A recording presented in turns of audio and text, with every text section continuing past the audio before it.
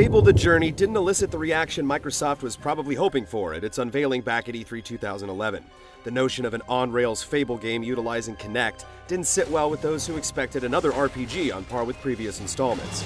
But for better or worse, here we are. Well, this doesn't look good. Set 50 years after the conclusion of Fable 3, you take on the role of a young lad named Gabriel, who happens to come across Theresa the blind seeress, the magical personage who shaped Albion's fate throughout the course of the series. Together, the two have to stop an evil being known as the Corruption and his minions. For the rest of the game's faults, the narrative is surprisingly well constructed, providing a fitting resolution to the Fable series. If you do not foresee my coming.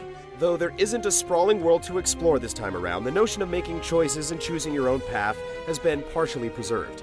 When you're driving your carriage across the landscape, you're occasionally given opportunities to take optional detours or alternate routes. Some of these diversions are rather lengthy, but there's always a payoff.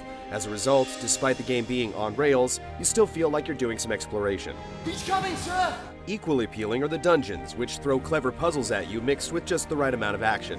These lengthy sequences are easily the highlights of the game, and it's a shame that there are only a handful of them to tackle. The on-foot action counterparts don't measure up to the dungeon portions, and they focus strictly on repetitive combat scenarios that eventually get dull. There's a lot to see and do here, and despite being a linear story-driven game, it succeeds in capturing the Fable feel. I did it! I did it!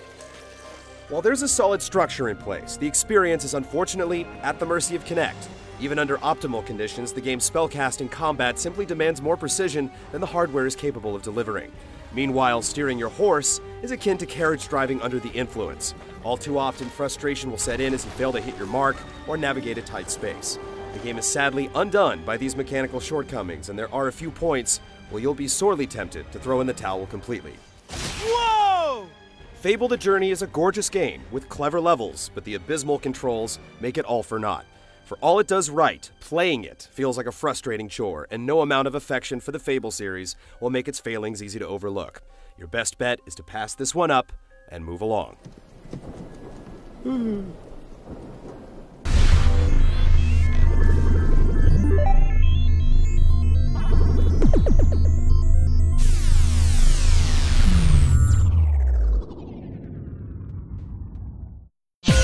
See this and other GT shows and game reviews on the GT Originals iOS app, available now on the App Store.